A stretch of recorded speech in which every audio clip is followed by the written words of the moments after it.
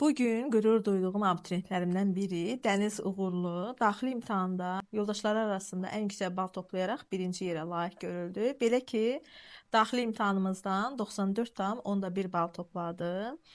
Dəniz, bu uğur sadəcə yüksək nəticə deyil, həmçinin sənin zəhmətinin, səbrinin və məqsədinin nəticəsidir.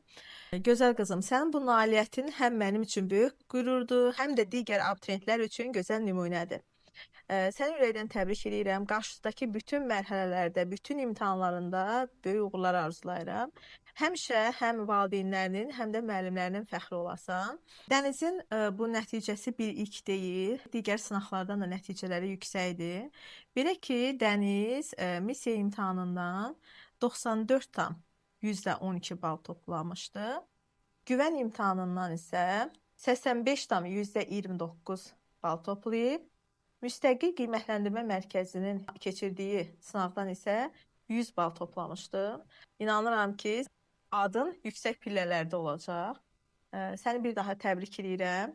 Nə demək istəyirsən yoldaşlarına? Onlar necə çalışsınlar, nə etsinlər ki, nəticələri sənin kimi möhtəşəm olsun. Çox sağ olun müəllim. Sən də sağ ol.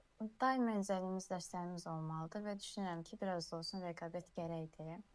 Bundan əlavə də onu deyə bilərəm ki, sınaq işləyərkən hər bir suala yetəri qədər vaxt ayırmalıyıq ki, sonda da həmin sualları yenidən gözdən keçirə bilərək.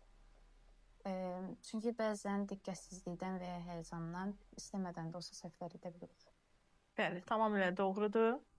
Bu kiçik hədiyyəni sənə təqdim edirəm. Uğurların bol olsun qızım. Hər zaman sənə baxıb fəxr edin inşallah. Sağ ol.